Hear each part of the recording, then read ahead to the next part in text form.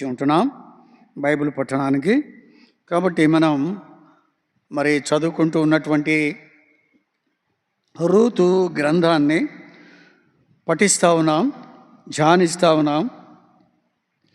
ఆ విధముగా మరి కరువు అంటే ఏమిటో, న్యాయాధిపతుల కాలం ఎలా ఉండేదో, తర్వాత కరువు ఎలాగ వచ్చింది, తర్వాత బెత్లెహేము అంటే ఏమిటో, మోయాబు అంటే ఏమిటో, మరి అక్కడి నుంచి వీళ్ళు ప్రయాణం చేసి బెత్లెహేముని విడిచిపెట్టి మోయాబుకి వెళ్ళడం, అక్కడ నయోమి భర్త చనిపోవడం ఎలీమెలెకు, ఆ తర్వాత 2 కుమారులైనటువంటి వాళ్ళు కూడా చనిపోవడం, 2 మరి కుమారులకు పెళ్ళిళ్ళు చేయటాన్ని బట్టి వాళ్ళిద్దరు విధవరాళ్ళు అవ్వడం, మరి ఓర్పా కానీ రూతు కానీ అవడం. అక్కడ ఇంచుమించు 10 సంవత్సరాలు అక్కడ నివసించారు. అక్కడ మహలోను కిలియోను 2 చనిపోయినటువంటి పరిస్థితి.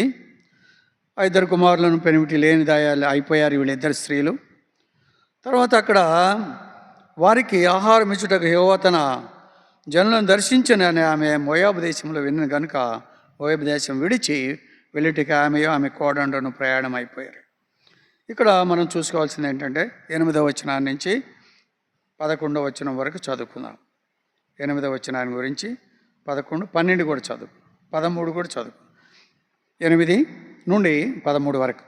నయోమి తన 2 కోడండ్రను చూచి, మీరు మీ తల్లుల ఇండ్లకు తిరిగి వెళ్ళుడి, చనిపోయిన వారి ఎడలను నా ఎడలను మీరు దయ చూపినట్లు యెహోవా మీ ఎడలను దయ చూపిననుగా ఒక్కొక్కతే పెండ్లి చేసుకుని తన ఇంట నెమ్మది నొందినట్లు యెహోవా దయచేయునుగాక అని వారితో చెప్పి వారిని ముద్దు పెట్టుకొనెను.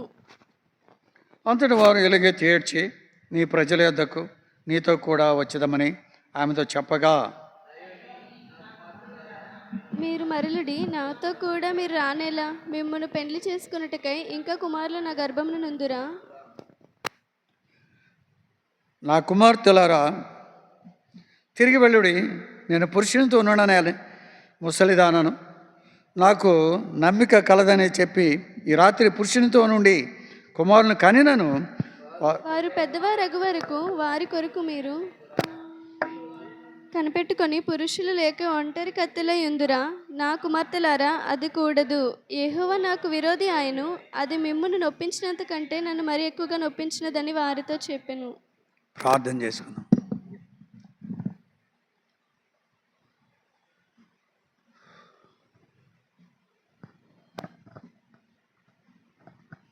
కృపా కనికరము కలిగిన నమ్మకమైన సత్యమైన దేవాని పాదములకు స్తోత్రాలు. కృప కలిగిన నామములో ఇంతవరకు మమ్మలను కనికరించున్న దేవుడివై ప్రభా, చదవబడిన లేఖన భాగాలు నీ మహిమార్థగాను సంఘానికి క్షేమకరముగా మాకు దీవెనకరముగా తండ్రి ప్రభా వినువారికి ఆశీర్వాద కారణంగా ఉండటానికి కృప దయచేసి పెట్టమని నీ సందులో సాగిలి పడుతుంటున్నాం. నీ యొక్క వాక్యం యొక్క ఐశ్వర్యం ఎంత గొప్పదో ప్రభా పాటలో మాకు విశదపరిచిన దాన్ని బట్టి కూడా వందనాలు, స్తుతులు, స్తోత్రాలు చెల్లించుకున్నాం. ఈ మట్టి ఘటాన్ని జ్ఞాపకం చేసుకుని ఈ మట్టి ఘట్టంలో మహిమైశ్వర్యాన్ని నీ వాక్యపు ఐశ్వర్యాన్ని ప్రభా ఉంచి ప్రభా నా దేవ విడుదల చేయమని సందులో సాగిలపడుతుంటున్నాను. నా దేవా తండ్రి, కావలసినటువంటి ప్రభా నీ ఆత్మ పూర్ణత, ప్రభా నీ ఆత్మాభిషేకం అనుగ్రహించమని యేసు నామములో ప్రార్థించి వేడుకుంటున్నాను పరమ తండ్రి, ఆమేన్. మైక్లో చదవండి. ఇక్కడ మనము ఇంతకుముందు ఎంతవరకు చూసామంటే ఓర్ఫా యొక్క స్థితిని చూసాం. మెడవంచనది అని, కఠిన హృదయం కలిగినదని, సోమరి అని, లోక సంబంధి అనే ఓర్ఫాన్ గురించి మనం చూసుకున్నాం. ఆ తర్వాత కొన్ని లేఖన భాగాలు ఆమెను గురించి చదువుకున్నాం. రూతు కూడా ఎలాంటిదంటే స్నేహితురాలు అనే దాని గురించి మనం చదువుకున్నాం. స్నేహితుడి యొక్క గొప్పతనం ఏంటి? స్నేహితుడు మరి తండ్రి స్నేహితుడి దగ్గరికి పొమ్మని, లేకపోతే సహోదరుని విడిచిపెట్టమని, సహోదరుడి దానికి వెళ్ళే కంటే తండ్రి స్నేహితుని దగ్గరికి వెళ్ళడం మంచిది అని చెప్పేసి కూడా అక్కడ కొన్ని మాటలు మనం చూసుకున్నటువంటి వారముగా ఉంటున్నాం. తర్వాత నయోమిని గురించి చూసాం. చూసామా చూడలేదా? నయోమిని గురించి చూసాం, చూడలేదు. సరే రండి, నయోమి యొక్క పరిస్థితి ఏంటో ఒకసారి చూద్దాం. రూతు 1:6. వారికి ఆహారం ఇచ్చుటకు యెహోవా తన జనులను దర్శించెనని ఆమె మోయాబు దేశంలో వినెను గనుక మోయాబు దేశం విడిచి వెళ్ళుటకై ఆమెయు ఆమె కోడండ్రను ప్రయాణమయ్యిరి. కాబట్టి ఇక్కడ చూస్తే ఎలా ఉందంటే, మరి బెత్లెహేములో ఆహారము సిద్ధపరచబడింది. బెత్లెహేములో ఆహారము సిద్ధపరచబడింది కనుక అక్కడికి మనం వెళదాం రండి అని ఒకరు మరి కోడళ్ళను తీసుకుని వెళ్ళిపోయేటువంటిదిగా ఉంది. కోడళ్ళను తీసుకుని వెళ్తుంటే 3 మొండ్యాలు వెళ్తున్నాయి. 3 మొండ్యాలు, శిరస్సులు లేని మొండ్యాలు. నీ భర్త నీకు శిరస్సు అయిన, స్త్రీకి పురుషుడు శిరస్సు, పురుషునికి శిరస్సు క్రీస్తు, క్రీస్తు శిరస్సు దేవుడు.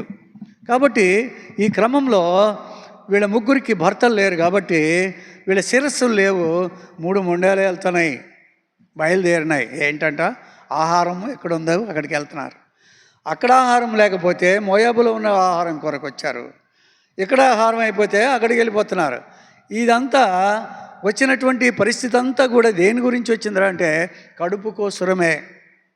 కడుపుని పోషించుకొని బ్రతుకు తెరువు ఎలాగా ఉండాలి, బ్రతకటం ఏంటి, ఎలా బ్రతకాలి అనే దాని కొరకే తాపత్రయం తప్ప వేరొకటి లేదు. ఆత్మీయంగా నష్టపోతున్నారు, ఆహారం తింటున్నారు. శారీరకంగా నష్టపోతున్నారు, ఆహారం తింటున్నారు. బంధువులను పోగొట్టుకుంటున్నారు, ఆహారం తింటున్నారు.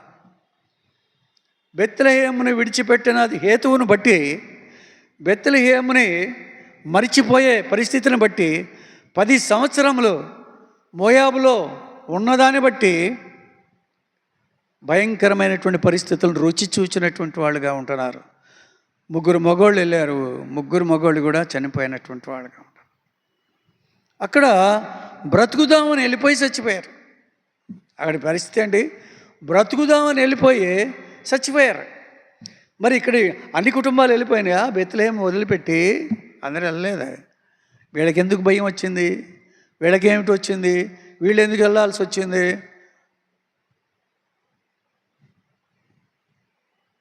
అలాగ ప్రయాణమై వెళ్ళిపోయినటువంటి వారుగా ఉంటున్నారు. రోమా 14:17 చదువు. రోమా 14:17. భోజనమును పానమును కాదు గాని నీతియు సమాధానమును పరిశుద్ధాత్మయందలి ఆనందమునై ఉన్నది. అది దేవుని రాజ్యము వెళ్ళాలి అనుకుంటే భోజనము పానము కాదు కానీ నీతియు సమాధానమును పరిశుద్ధాత్మయందలి ఆనందమునై ఉన్నది. 20. దేవుని పనిని పాడు చేయకుడి. అది భోజనము నిమిత్తము దేవుని పనిని పాడు చేయ. దేవుని పని జరిగేటప్పుడు భోజనాన్ని బట్టి పాడు చేయకూడదు దేవుని పనిని. ఒక పూట కూటి కొరకు తన జ్యేష్ఠత్వపు హక్కును అమ్మివేసుకునిన ఏశావు వంటి భ్రష్టుడైనను వ్యభిచారి అయినను మీలో ఉండునేమో అని జాగ్రత్తగా చూచుకోండి. ఒక్క పూట కూటి కొరకు మొత్తాన్ని పోగొట్టుకున్నాడు. కాబట్టి మనకి కావలసిన food is not criteria. Food కాదు కావాలి, మనుష్యుడి రొట్టె వలన మాత్రం కాదు కానీ దేవుని నోట నుండి వచ్చే ప్రతి మాట వలన జీవిస్తాడు. అది జీవితం అండి. కాబట్టి ఆ విధముగా ఆహారం కొరకు పాటలు పడాలి. మనం ఎక్కడికి వస్తున్నాము, ఇక్కడికి బొల దగ్గరికి వచ్చినప్పుడు ఒక మాట అనుకుంటాం. ఏమంటాం చూడండి.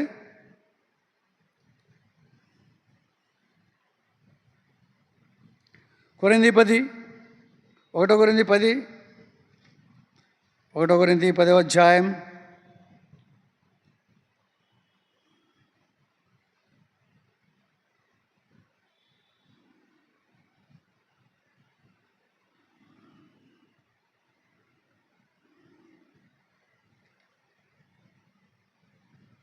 చదవండి. 16. మనం దీవించు ఆశీర్వచన పాత్రలోని త్రాగుట క్రీస్తు రక్తములో క్రీస్తు రక్తం పాలు పుచ్చుకున్నటే కదా. మనము మన విరుచు రొట్టె తినుట క్రీస్తు శరీరములో పాలు పుచ్చుకున్నటే కదా. మనమందరమును ఒకటే రొట్టెలో పాలు పంచుకొనుచున్నాము. రొట్టె ఒకటే కనుక అనేకులు మనము ఒక్క శరీరమై ఉన్నాము.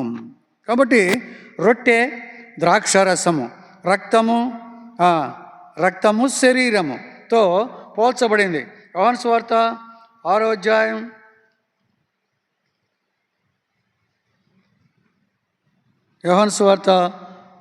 అధ్యాయం 52. యూదులు ఈయన శరీరమును ఎలాగో తిననీయగలడని ఒకరితో ఒకడు వాదించరు. కావున యేసిట్లను మీరు మనిషి కుమారుని శరీరం తిని ఆ రక్తము తాగితేనే కానీ మీలో మీరు జీవము కలవారు కారు. జీవం రావాలంటే బల్ల తీసుకోవాలా, శరీరం తీసుకోవాలి, రక్తం తీసుకోవాలి. రక్తానికి సాదృశ్యం రసములోను, శరీరానికి సాదృశ్యమున రొట్టెలోను పొందాలి. నా శరీరం తిని నా రక్తము తాగువాడే నిత్య జీవము గలవాడు, అంచెదము నేను వానిని లేపు. That sort of elevation blessing ఉంది. కాబట్టి ఎవడైతే తింటాడో త్రాగుతాడో వాడు నిత్య జీవము కలిగినటువంటి వాడు. తీర్పులోనికి రాగా మరణములో నుండి జీవములోనికి దాటి ఉన్నటువంటి వాడుగా ఉంటున్నాడు. కాబట్టి అట్టి రీతిగా మనము భోజన సంబంధమైన వాటి మీద విరుచుకొని పడేదానికంటే దేవుని యొక్క కార్యముల మీద, దేవుని యొక్క పని మీద, దేవుని పనిని సైతం పాడు చేయగలిగినటువంటిది ఈ యొక్క ఆహారము. ఈ కడుపు కక్కుర్తి, అదే అంటారు, కడుపు కక్కుర్తి ఏం చేస్తుంది? దేవుని పనిని కూడా పాడు చేసేటువంటి ఉంటుంది. ఎక్కడ వస్తుంది తగువులంటే అక్కడే వస్తుంది. తన జ్యేష్ఠత్వపు హక్కును అమ్మివేసుకున్నటువంటి వాడుగా ఉన్నాడు కదా. కాబట్టి ఈ యొక్క తిండి అనేటువంటిది చాలా భయంకరమైనటువంటిదిగా మనం అక్కడ చూస్తూ ఉంటున్నాం. రండి ఇంకో మాటకి వెళ్ళి వచ్చేద్దాం. రండి, ఎవరిని చూస్తున్నాం ఇప్పుడు? నయోమిని. 21:21. నేను సమృద్ధి గల దాననై వెళితిని, యెహోవా నన్ను రిక్తురాలునిగా తిరిగి రాజేసెను. మీరు నన్ను నయోమిని పిలువనేలా? యెహోవా నా మీద విరుద్ధముగా సాక్ష్యము పలికెను.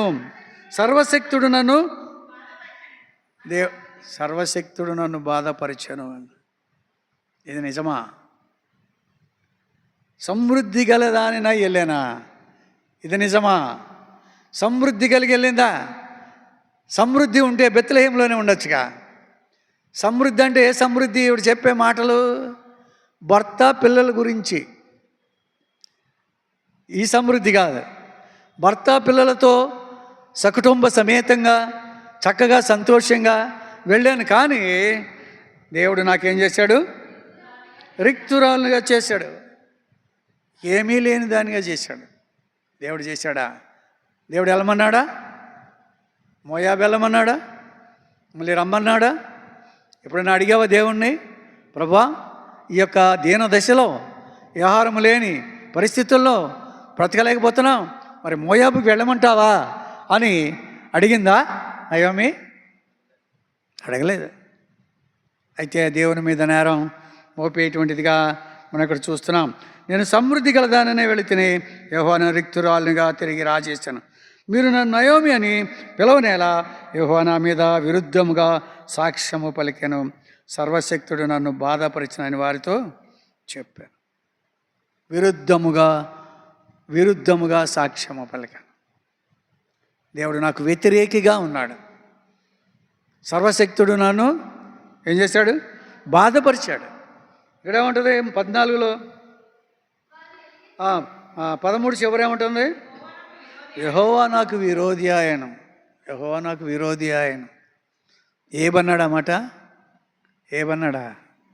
అనలేదు. ఏబు కంటే నష్టం వచ్చిందా ఈవిడికి? ఏబు కంటే నష్టం రాలేదు. ఏమి నష్టం రాలేదు. ఏబు యొక్క దీనదశ ఎక్కడా? నయోమి యొక్క దీనదశ ఎక్కడా? చాలా వ్యత్యాసం ఉంది. ఆ మాట ఏబు సైతము అనలేదు. ఇంకా 19, వారు బెత్లెహేమునకు వచ్చినప్పుడు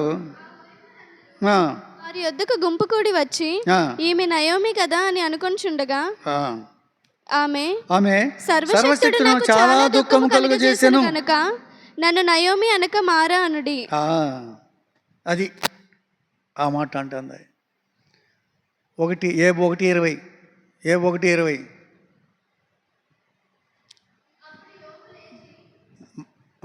తన పై వస్త్రమును చింపుకొని తల వెంట్రుకలు గొరిగించుకొని నేల మీద సాష్టాంగపడి నమస్కారము చేసి ఇట్లా నేను నా తల్లి గర్భములో నుండి దిగంబరినై వచ్చి తిని దిగంబరినై అక్కడికి తిరిగి వెళ్ళెదను. యెహోవా ఇచ్చెను, యెహోవా తీసుకొని పోయెను, యెహోవా నామమునకు స్తుతి కలుగును గాక.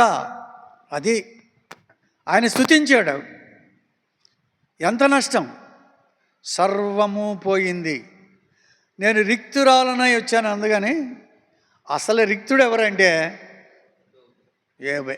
రిక్తుడు అంటే ఏంటి? ఏమి లేనివాడు, చేతులు ఖాళీ, ఏమీ లేదు, నథింగ్. శరీరంలో ఆరోగ్యం లేదు. స్నేహితులు వచ్చారు, నిందిస్తూ ఉన్నారు. ఒంటెలు పోయినాయి, గార్ధబాలు పోయినాయి, పశువులు పోయినాయి, గొర్రెలు పోయినాయి, అన్నీ పోయినాయి. తర్వాత పిల్లలు 10 మంది చనిపోయారు.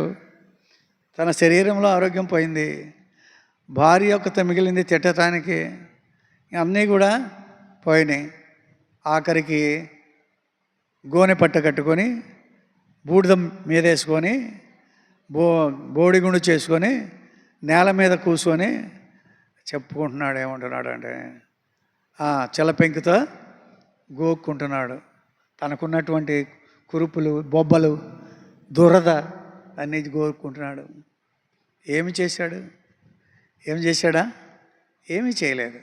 అన్యాయం చేశాడా? చేయలేదు. అయినా కూడా పరిస్థితిని, ఆ మాట నన్ను మారా అని అన్న మాట ఏమనొచ్చు. సర్వశక్తుడు నాకు విరోధయ్యాడు అని ఏమనొచ్చు. దేవుడు నాకు దుఃఖము కలుగు చేశాడు అని అనొచ్చు. నన్ను మారా అనండి, నయోమి అనొద్దు, మధురం అనొద్దు, చేదు అనండి అని చెప్తుంది. అలాంటి పరిస్థితి అక్కడ ఏర్పడినటువంటిదిగా నయోమి యొక్క విషయంలో అలా జరుగుతుంది. నయోమి ఇంకో మాట అంటుంది. ఇక్కడ రండి చూద్దాం. వాళ్ళు కూడా ముద్దు పెట్టుకున్నారు. 9, మీలో ఒక్కొక్కతే పెళ్లి చేసుకుని తన ఇంట నెమ్మది నొందినట్లు యెహోవా దయచేయునుగా కానీ వారితో చెప్పి వారిని ముద్దు పెట్టుకునేను. మొట్టమొదట నయోమియే ముద్దు పెట్టుకుంది. అంతటా వారు ఎలుగెత్తి ఏడ్చి, నీ ప్రజలందుకు నీతో కూడా వస్తుందామని ఆమెతో చెప్పగా, నయోమి కుమార్తెలారా, మీరు మరలుడి, వెళ్ళిపోండి. నాతో కూడా మీరు రానేలా మిమ్మల్ని పెళ్లి చేసుకున్నటకు ఇంకా కుమారు నా గర్భమున ఉందిరా. నా కుమారులు లేరు కదా పెళ్లి చేసుకోవటానికి. ఒకవేళ పుట్టారనుకోండి, వాళ్ళు పుట్టిన తర్వాత వాళ్ళు పెరిగేసరికల్లా మీరేమవుతారు? ముసలోళ్ళు అయిపోతారు కదా. వాళ్ళని చేసుకోవాలంటే మీ దేశంలో అండి, మీకు తగిన వాళ్ళని ఎవరినో చేసుకోండి. ఒకటి ఇక్కడ నయములో ఉన్నటువంటి బ్యాక్వర్డ్నెస్ ఏంటంటే వెనుకబాటుతనం. ఎలాగైనా మరణములో నుండి జీవములోనికి తీసుకెళ్ళాలి వాళ్ళని.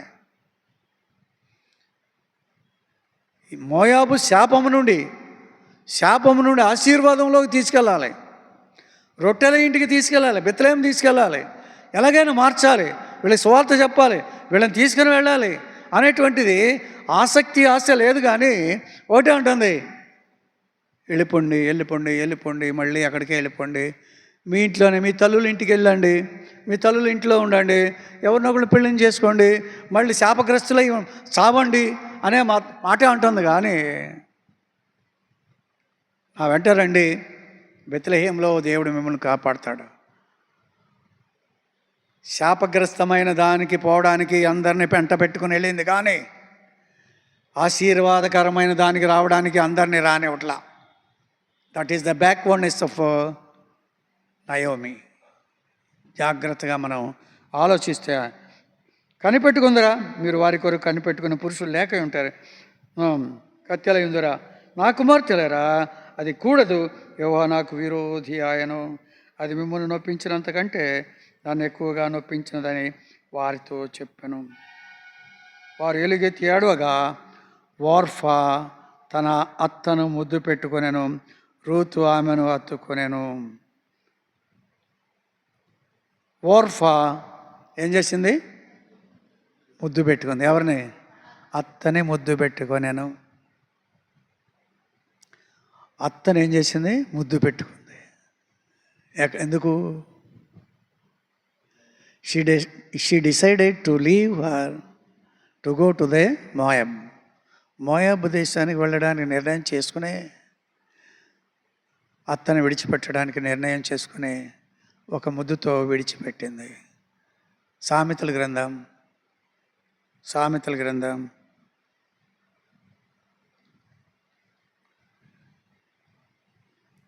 27:6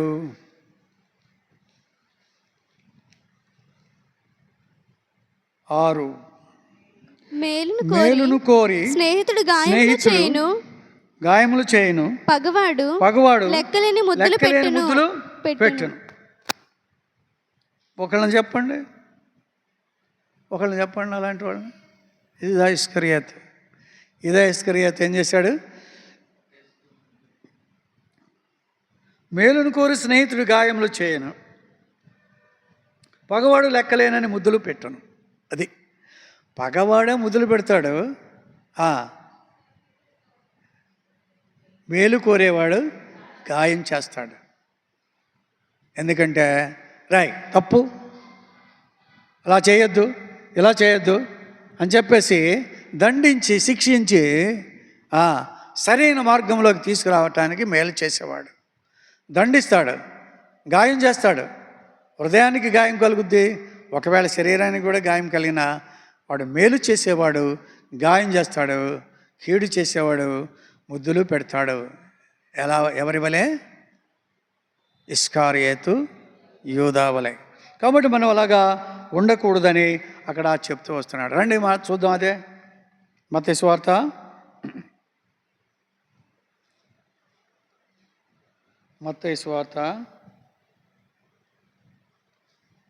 26:48.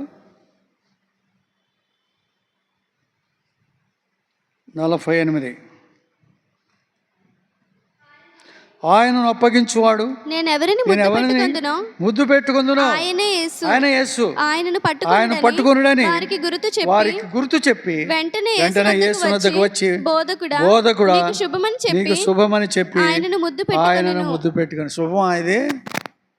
శుభమా? బోధకుడా నీకు శుభము అని చెప్పి ఆయన్ని ముద్దు పెట్టుకున్నాడు ఇస్కరియోతు యూదా. శుభం ఎవరికి?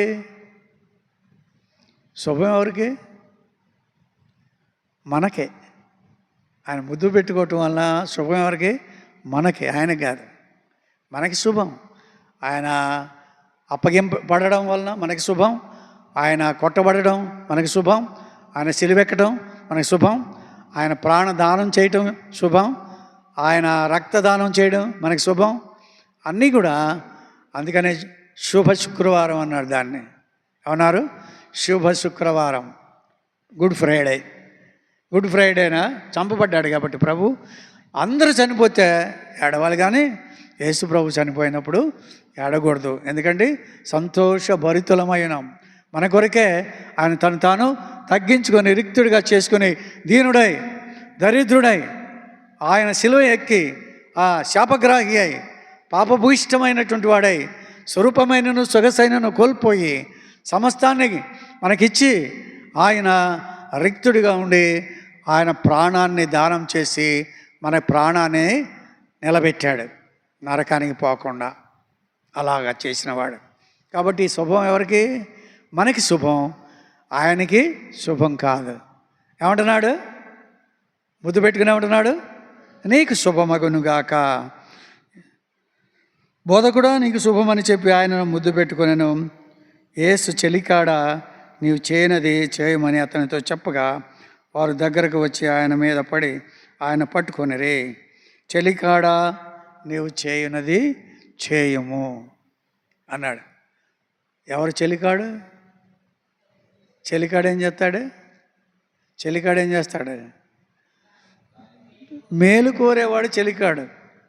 మేలు కోరేవాడిని చెలికాడు అంటారు, స్నేహితుడు అంటారు మేలు కోరేవాడిని.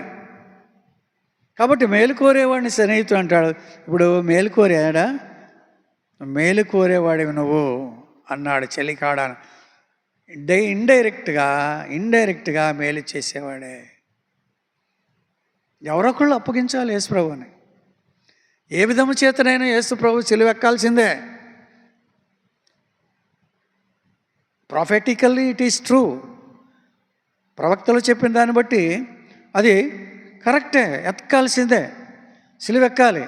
దానికి సహకారి సహాయం చేశాడు ఎక్కడానికి అనే సెన్స్ దేవునిది. చెలికాడ ముద్దు పెట్టుకున్నాడు కాబట్టి ఈయన ముద్దు వేరు, ఆయన చెలికాడు వేరు. ఆ చెలికాడు అనే అర్థం వేరు, ఈయన ముద్దులో ఉన్న అర్థం వేరు.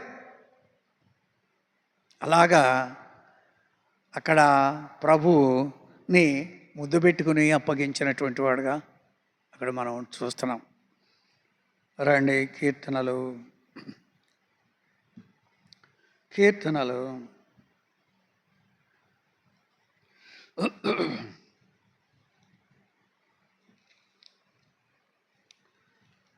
2:12 ఆయన కోపము త్వరగా రవులుకొనును, కుమారుని ముద్దు పెట్టుకొనుడి, లేని యెడల ఆయన కోపించును. ఇప్పుడు మనం ఏం చేయాలి? కుమారుణ్ణి ముద్దు పెట్టుకోవాలి. లేని యెడల ఆయన కోపించును. ముద్దు పెట్టుకోవడం అంటే ఆరాధించి, స్తుతించి, మహింపరిచి, ఆయన్ని ఘనపరిచి, ఆ కుమారుని ద్వారా నీకు కలిగిన రక్షణ, విశ్వాసము, పాపక్షమాపణ ఇవన్నిటిని బట్టి మనం ఏం చేయాలి? కుమారుని ముద్దు పెట్టుకోవాలి. లేని యెడల ఆయన కోపించేటువంటి వాడుగా ఉంటాడని చెప్పాడు. ఇక్కడ తప్పిపోయిన కుమారుడు కూడా ఉన్నాడు. తప్పిపోయిన కుమారుడు తండ్రిని ముద్దు పెట్టుకున్నాడు. ఇక్కడ కుమారుడిని ముద్దు పెట్టుకోవాలి, అక్కడ కుమారుడినే తండ్రి వెళ్ళి ముద్దు పెట్టుకున్నాడు. పరిగెత్తుకుంటూ వెళ్ళి కౌగలించుకొని ముద్దు పెట్టుకొని ఆయన ఇంకేం చేశాడు? ముద్దు పెట్టుకున్నాడు, కౌగులించుకున్నాడు, మెడ మీద పడి ఆ పరిస్థితిలో ఆ తండ్రి అలా చేయడం అనేటువంటిది ఇవన్నీ చూడలేదు. ఈ పైన వేషాన్ని చూడలేదు, కానీ లోపల ఉన్న కుమారత్వాన్ని చూశాడు. తిరిగి వచ్చినటువంటి కుమారుణ్ణి చూస్తున్నాడు, కానీ పైన వేషాన్ని, రోతని, దీన్ని చూడలేదు. కాబట్టి ఆ విధంగా తప్పిపోయిన కుమారుడు కూడా ఎంతగానో కుమారుణ్ణి ముద్దు పెట్టుకున్నటువంటి వాడుగా ఉన్నాయి. అలాగా చాలా చోట్ల ఈ ముద్దు పెట్టుకోవటం అనేటువంటిది ఉంది. ఓర్ఫా కూడా ఏం చేసింది? ముద్దు పెట్టుకొని విడిచి వెళ్ళింది. తప్పిపోయిన కుమారుని ముద్దు పెట్టుకొని తీసుకెళ్ళాడు, ఇంట్లోకి తీసుకెళ్ళాడు. ఓర్ఫాను ముద్దు పెట్టుకుంటే ఓర్ఫా వెళ్ళిపోయింది, బయటికి వెళ్ళిపోయింది. తప్పిపోయిన కుమారుడు లోపలికి వచ్చాడు. కాబట్టి మన ముద్దు విషయంలో ఎలా ఉన్నాము అనేటువంటిది ఒకసారి మనం చూసుకోవాల్సినటువంటి వారంగా ఉంటున్నాం. రండి, ఇంకా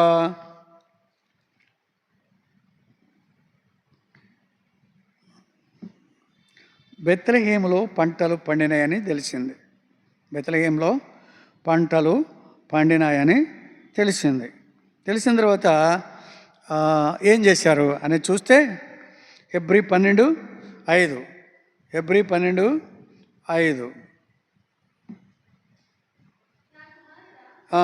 ప్రభు చేయి శిక్షను తృణీకరించకము, ఆయన నిన్ను గద్దించినప్పుడు విసుకకము. ప్రభు తాను ప్రేమించు వానిని శిక్షించి తాను స్వీకరించు ప్రతి కుమారుని దండించును. ఇక్కడ జరిగింది ఏంటంటే, మోయాబులోకి వెళ్ళినప్పుడు శిక్ష, బెత్లెహేముకు వచ్చినప్పుడు ఆశీర్వాదం. కృప, శిక్ష రెండు కూడా కలిగిన వాడిగా ఉన్నారు. ఈవిడికి రెండు ఉన్నాయి. ఏమిటి ఉన్నాయి? కృప ఉంది, శిక్ష కూడా ఉంది. శిక్షింపబడింది, తర్వాత సరి చేసుకుని తిరిగి మళ్ళీ కృపతో సమకూర్చబడుతుంది. కృప ఉంది, శిక్ష కూడా ఉంది. అందుకని ఇక్కడ అంటున్నాడు, నా కుమారుడు ప్రభువు చే శిక్షను తృణీకరింపకము. ఇందాక ఓ మాట చదువుకున్నాం, ఏమనుకున్నాం? ఇందాక ఓ మాట చదివాం, శిక్షించడము, శిక్ష, మేలుకోరి స్నేహితుడు మేలుకోరి గాయములు చేస్తాడు. అది చక్కగా ఆ వాక్యం బాగుంది. కాబట్టి ఆ విధముగా చేసే ప్రభుని శిక్షను తృణీకరింపకము. ఆయన నిన్ను గద్దించినప్పుడు విసుకకము. గద్దిస్తే విసుక్కుంటాం మనం. దేవుడు గద్దించినప్పుడు విసుక్కుంటాం, శిక్షించినప్పుడు సణుగుతాం. ఇప్పుడు చూడ, శిక్ష వచ్చేవరకల్లా ఎన్ని మాటలంది నయోమి, ఎన్ని మాటలంది, చాలా మాటలంది. శిక్ష వచ్చేవరకల్లా శిక్ష ఏం చేస్తుంది? క్రమపరుస్తుంది, సరిచేస్తుంది, కడుగుద్ది, శుద్ధి చేస్తుంది, బాగు చేస్తుంది, బలపరుస్తుంది. అనేక రీతులుగా మనల్ని ప్రభు కొరకై మచ్చ, డాగు, కళంకము, ముడత అటుది మరి ఏది లేకుండా నిర్దోషులముగా, నిరపరాధులముగా, నిందారహితంగా తయారు చేసి ఆయన ఎదుట నిలబెట్టడానికి సిద్ధపరిచేటువంటిదిగా ఉంటుంది శిక్ష. కాబట్టి శిక్షను మనం కోరుకోవాలి. శిక్షించబడడం అనేటువంటిది చాలా క్షేమం. మనం చెప్పాను కదా, అక్కడ చెప్పాను కొత్తకోటలో, హాస్పిటల్లో ఉన్నప్పుడు మాట వింటాడు, హాస్పిటల్ నుంచి బయటకు వస్తే మాట వినడం. ఎందుకని? హాస్పిటల్లో ఉన్నప్పుడు నలిగిన హృదయం కలిగిన వాడిగా ఉంటాడు. మనిషి అంటే ఏంటో అర్థం చేసుకుంటాడు. చస్తే ఎక్కడికి వెళ్తానో, చచ్చిపోతానేమో అనే భయం కలిగి ఉంటాడు. ఈ హాస్పిటల్ నుంచి మళ్ళీ ఇంటికి వెళ్తానో లేదో అనేటువంటి అనుమానం కలిగి ఉంటాడు. కాబట్టి హాస్పిటల్కి వెళ్ళాడంటే చచ్చిపోతాను, ఏ విధంగా ఎవరికి భయం, క్రైస్తవుడికైతే భయం ఉండదు, కానీ మిగిలిన వాళ్ళందరికీ, విశ్వాసములో తక్కువ ఉన్న విశ్వాసులకు కూడా, విశ్వాసము తక్కువగా ఉన్న విశ్వాసులు కూడా చావంటే భయపడతారు. చావంటే ఒక్కళ్ళకి మాత్రం భయం లేదు. ఎవరైనా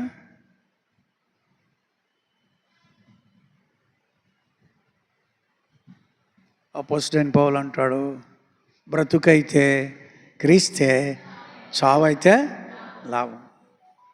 బ్రతుకైతే క్రీస్తే, చావైతే లాభం.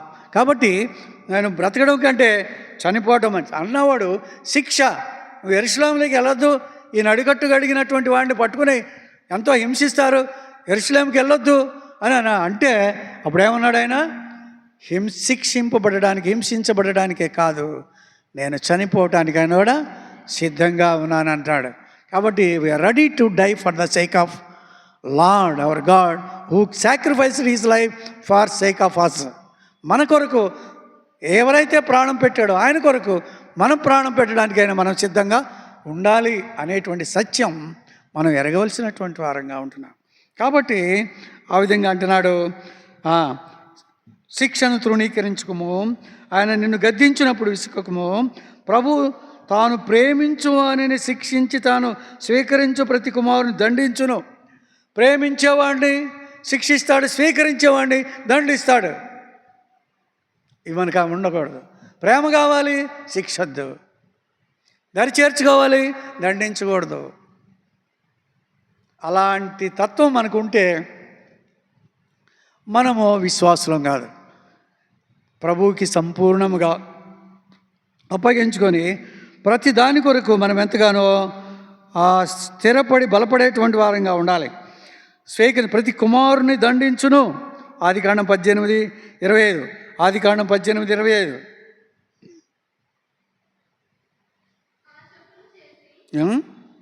ఆ చొప్పున చేసి దుష్టులతో కూడా నీతిమంతులను చంపుట నీకు దూరం అవును గాక.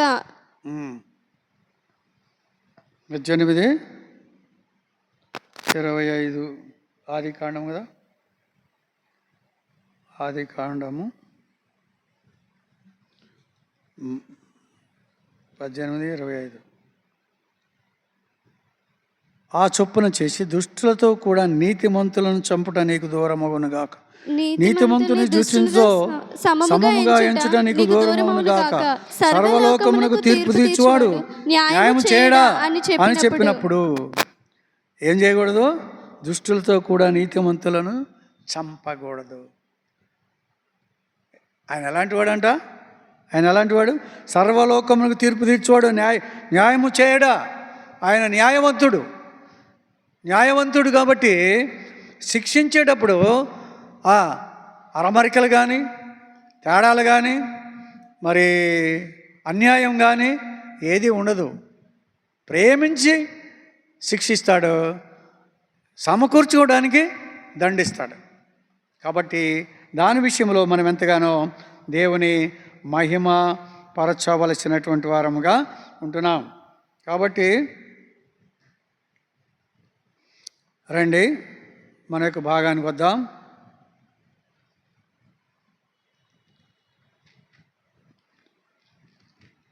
ముద్దు పెట్టుకొని వెళ్ళిపోయినటువంటిదిగా మనం చూస్తూ ఉంటున్నాం. చూడండి, ఇంకా బెత్లెహేములో పంటలు పండినాయి. ఇంకపోతే శిక్ష, కృప, దాని గురించి మనం ఇప్పుడు మాట్లాడుకుంటున్నాం. శిక్షించబడడం మోయాబులో, కృప ఎక్కడికి వచ్చింది? బెత్లెహేములో తిరిగి రావడం ద్వారా. లూకాసు వార్త 15 మనం చదువుకున్న తప్పిపోయిన కుమారుడు విషయంలో చూడండి, లూకాసు వార్త 15, 17, 18. అయితే బుద్ధి వచ్చినప్పుడు వాడు నా తండ్రి యొద్ద ఎంతో మంది కూలివాండ్రు అన్నము సమృద్ధిగా ఉన్నది, నేనైతే ఇక్కడ ఆకలికి చచ్చిపోతున్నాను. నేను సమృద్ధి, ఇక్కడ మనం ఏం చూస్తున్నాం అంటే సమృద్ధి లేక కృప, తర్వాత శిక్ష. కృపలో నుంచి శిక్షలోకి వెళ్ళాడు. ఇంటిలో ఆస్తిపాస్తులు ఉన్నప్పుడు కృప ఉంది, వాటన్నిటిని కూడా తీసుకొని ప్రయాణమై వెళ్ళిపోయాడు దూరదేశానికి. అక్కడ శిక్ష అనుభవించాడు. శిక్ష అనుభవించిన తర్వాత శిక్షలో నుండి మళ్ళీ ఆశీర్వాదం వస్తుంది. ఎంతవరకు ఎలాంటి ఆశీర్వాదము? ఎలాంటి అయ్యాడంట? చనిపోయి మరణించి బ్రతికాడు, చచ్చిపోయి బ్రతికాడు, తప్పిపోయి దొరికాడు. అది చచ్చిపోయి బ్రతికాడు, తప్పిపోయి దొరికాడుగా అనేటువంటిది పర్లేదు. చచ్చిపోయి బ్రతకడం అంటే ఏంటి? ఆత్మీయంగా చచ్చాడు. ఇప్పుడు దేవుని నమ్ముకొని సమకూర్చబడినటువంటి వాడుగా ఉన్నాడు అని అక్కడ చెప్పబడతా ఉంది. కాబట్టి ఇక్కడ అంటున్నాడు, ఈ యొక్క భాగంలో కృప, శిక్ష రెండు కూడా అక్కడ తప్పిపోయిన కుమారుడి దగ్గర మనం చూస్తాం. ఆయన కూడా మోయాబు వెళ్ళినట్టుగా, వీళ్ళు మోయాబు వెళ్ళినట్లుగా ఆయన కూడా లోకంలోకి వెళ్ళిపోయాడు. ఆ తర్వాత అక్కడి నుంచి, లోకంలో నుంచి మళ్ళీ బెత్లెహేముకి వచ్చాడు. రొట్టెల ఇల్లు, విందు భోజనం ఉంది. అక్కడ కరువు ఉంది, అక్కడ కరువు వచ్చింది, ఇక్కడ విందు భోజనం జరుగుతూ ఉంది. అది కంపారిటివ్లీ అది సేమ్ ప్రిన్సిపల్స్తో ఉంది. కాబట్టి ఆ విధముగా శిక్షను అనుభవించినటువంటి వాడిగా మనం అక్కడ చూస్తూ ఉంటున్నాం. ఆదికాండం 8,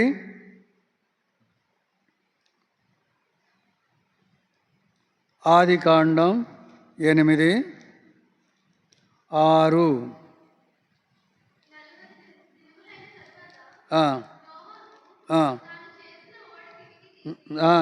కాకిని వెలుపలికి పోవిడిచెను. అది బయటికి వెళ్ళి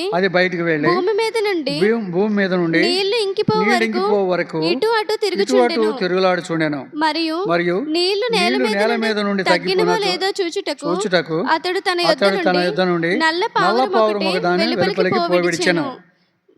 నీళ్లు భూమి అంతటి మీద ఉన్నందున తన అరకాలు నిలుపుటకు దానికి స్థలము దొరకలేదు గనుక ఓడలోనున్న అతని యొద్దకు తిరిగి వచ్చెను. అప్పుడు అతడు చెయ్యి చాపి దాన్ని పట్టుకొని ఓడలోనికి తీసుకొనెను. అతడు మరి 7 దినములు తాలి మరలా ఆ నల్ల నల్లపావురం పావురమును ఓడలో నుండి వెలుపలికి వెలుపలికి విడిచెను. సాయంకాలమున అది అతని యొద్దకు వచ్చినప్పుడు త్రుంచబడిన ఒలీవ చెట్టు ఆకు దాని నోట నుండెను నుండెను గనుక నీళ్లు భూమి మీద నుండి తగ్గిపోయినని నోవాహునకు తెలిసెను. రెండు ఉన్నాయి ఇక్కడ.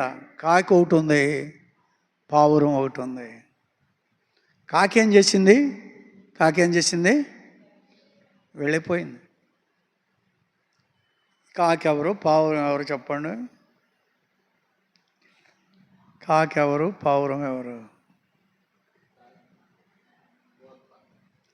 కాకి ఓర్ఫా, పావురం రూత్. అలాగా రెండు మనకి ఇక్కడ జరుగుతున్నాయి తత్వాలు. ఆ తత్వాలు రెండు కూడా ఇక్కడ మనకి కనిపిస్తూ ఉన్నాయి.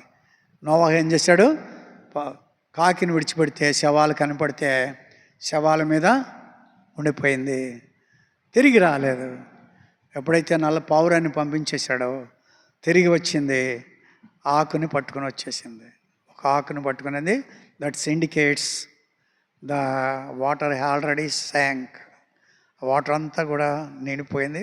చెట్లు కనపడుతున్నాయి, కొండలు మునిగిపోయినాయి, చెట్లు కనపడుతున్నాయి అని అప్పుడు నీళ్ళన్నీ పోయినాయి అని చెప్పి గుర్తుగా ఏం తీసుకొచ్చింది? ఆకు తీసుకుని వచ్చింది. కాబట్టి ఈ తత్వం పావురం నిష్కపటమైన చేదు లేని చేదు లేని తత్వం రూతుకుంది. కాబట్టి ఆ విధముగా ఆవిడ ముద్దు పెట్టుకోకుండా ఆవిడతోనే ఉండిపోయినటువంటిదిగా మనం అక్కడ చూడుతూ ఉంటున్నాం. ఇక్కడ చూడండి ఇంకో మాట, ఈవిడ్ని వెంబడించేటప్పుడు ఏ విధముగా వెంబడించారు అనేటువంటి చూస్తే రోమీయులకు రాసిన పత్రిక 8:35 చదివితే, రోమా 8:35 బైబిల్ తీసే విషయంలో చక్కగా త్వరగా తీస్తూ ఉండాలి. దేని తర్వాత ఏది ఉంటుందో మరణమైనను అది అనేటువంటిది బాగా కంఠస్థం వచ్చినట్టుగా ఉండాలి. రోమా 8:35 మరణమైనను జీవమైనను దేవదూతలైనను ప్రధానులైనను ఉన్నవి అయినను రాబోవునవి అయినను అధికారులైనను ఎత్తైనను లోతైనను సృష్టింపబడిన మరి ఏదైనను మన ప్రభు అయిన క్రీస్తు యేసునందలి దేవుని ప్రేమ నుండి మనలను ఎడబాప నేరవని రూఢిగా నమ్ముచున్నాను. అది ఏమంటున్నాడు? ఏదైనా కానీ మరణమైన, జీవమైన, ఎత్తైన, లోతైన ఏదైనా కూడా క్రీస్తు యేసు యొక్క ప్రేమ నుండి మనల్ని ఎడబాపేది లేదు అంటున్నాడు.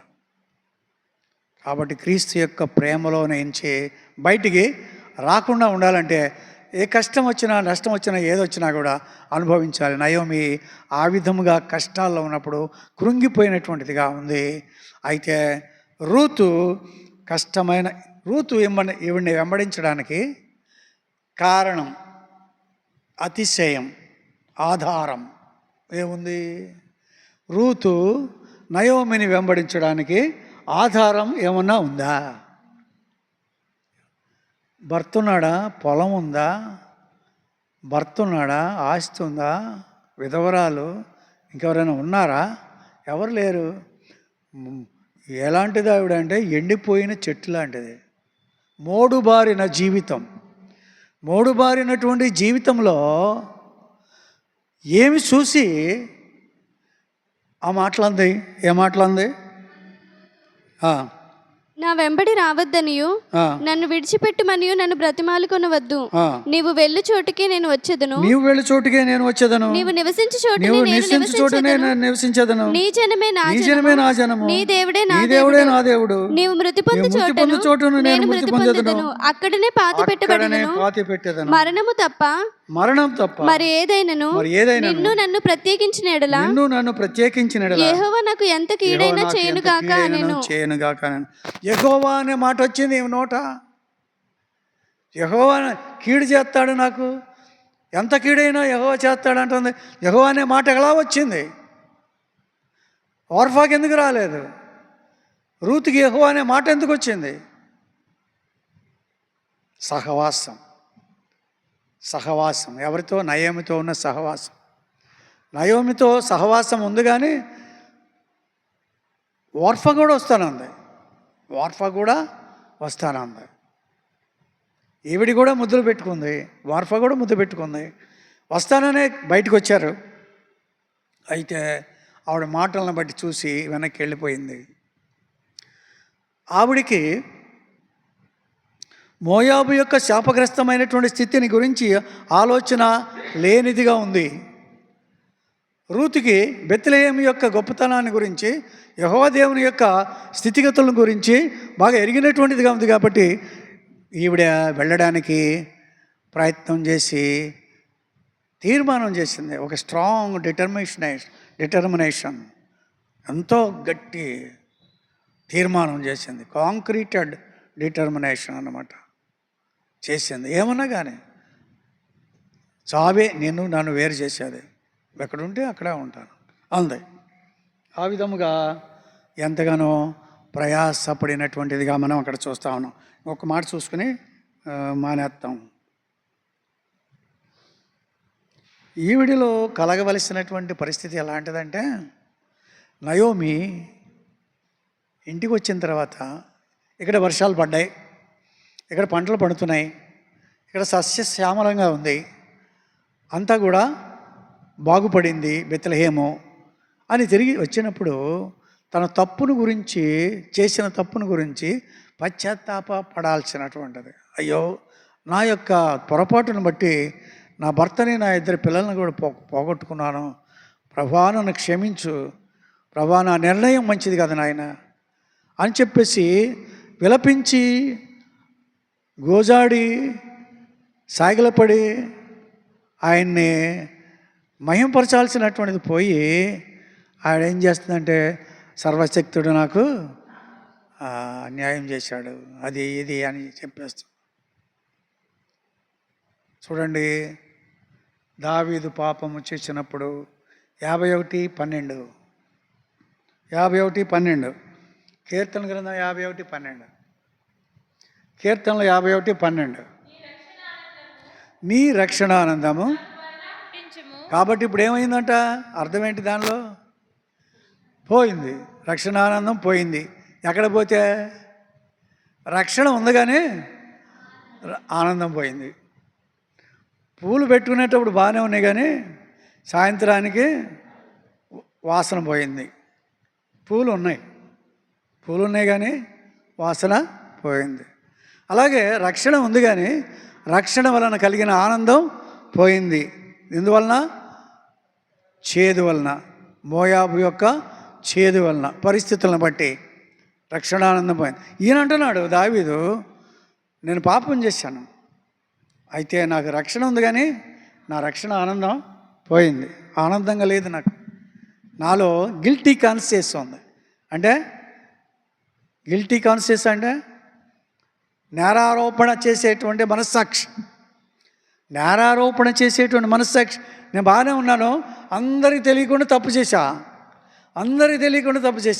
ఎవరు చూడలేదు కానీ నేను చేసిన తప్పును బట్టి నా లోపల గుచ్చుతుంది. నేను గుచ్చబడుతున్నానంటే ఆ తప్పు చేసినటువంటి ఇది గుచ్చబడతా ఉంటుంది. కాబట్టి ఎవరు ఏమో జాకరా అప్పుడు అంటున్నాడు, రక్షణ ఆనందం మరలా పుట్టించుము,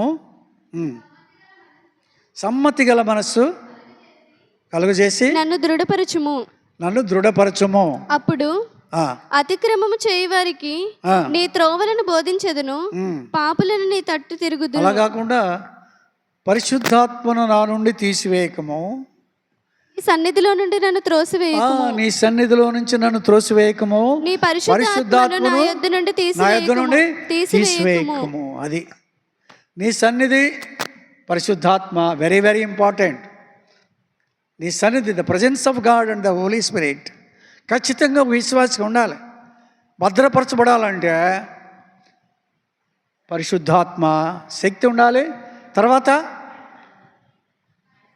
సన్నిధి ఉండాలి, ఆయన సన్నిధి ఉండాలి. అందుకని ఆయన సన్నిధికి ఎప్పుడు పరుగులు ఉరకల మీద రావాలి. అందరికీ సన్నిధిలో ఉన్నటువంటి విలువ తెలియదు. దేవుని సన్నిధికి వస్తే దొరికేటువంటి విలువ ఎంత గొప్పదో అందరికీ తెలియదు. తెలిసినా నిర్లక్ష్యం, అలక్ష్యం, అశ్రద్ధ, నిర్లక్ష్యం, అలక్ష్యం, సోమరితనం, అశ్రద్ధ, వీటి వలన దేవుని మందిరానికి రావడానికి ఆదివారం వచ్చినంతమంది ఎందుకు రాలేదు ఇవాళ అంటే ఆదివారం భక్తులు ఉంటారు, కొంతమంది ఆదివారం భక్తులే ఉంటారు. తర్వాత కొంతమంది ఏం చేస్తారంటే క్రిస్మస్ పండుగ భక్తులు ఉంటారు. ఆ క్రిస్మస్ పండుగ వచ్చారంటే మళ్ళీ క్రిస్మస్ దాకా కనపడరు, క్రిస్మస్ భక్తులు వాళ్ళు. కొంతమంది ఆదివారం భక్తులు ఉంటారు.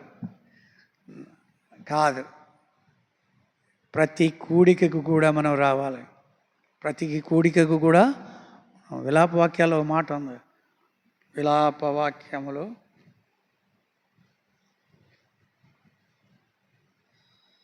20 తర్వాత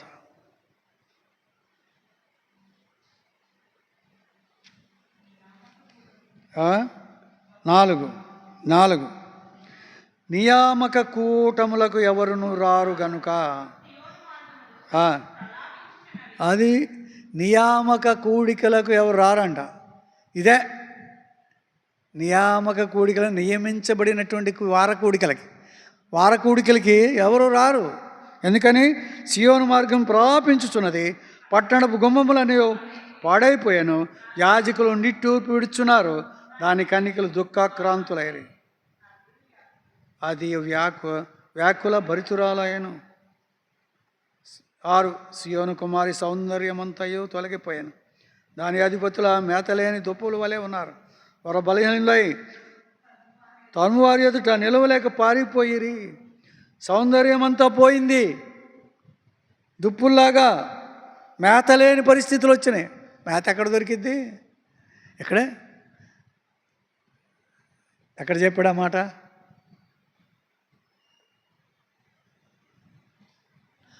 పచ్చిక గల చోట్ల నిన్ను పరుండజేసదన్నాడు.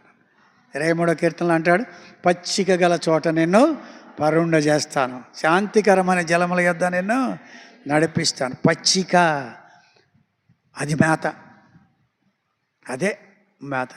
గొర్రెల కాపరి గొర్రెలకు పెట్టేటువంటి మేత పచ్చిక. సమృద్ధి అయిన వాక్యం అనే ఆహారం, దేనిని తీసుకోవాల్సినటువంటి వారముగా ఉంటాం మనం. కాబట్టి మనం ఎప్పుడు కూడా దీని మీద నియామక కూడికలకు రాకుండా ఉండే పరిస్థితి మనలో ఉండకూడదు అని అక్కడ చెప్పబడతా ఉన్నాం. కాబట్టి పశ్చాత్తాపడినటువంటి వాడుగా, ఇట్టి పశ్చాత్తాపం వార్ఫాలో కానీ నయములో కానీ లేదు, ఇక్కడ రూతులో మాత్రం మనం చూస్తున్నాం. కాబట్టి ఈ దినానికి ఇది ఇప్పుడు ఆపుదాం, ఆ తర్వాత మనం చూసుకుందాం. కాబట్టి రండి ప్రార్థన చేసుకుందాం.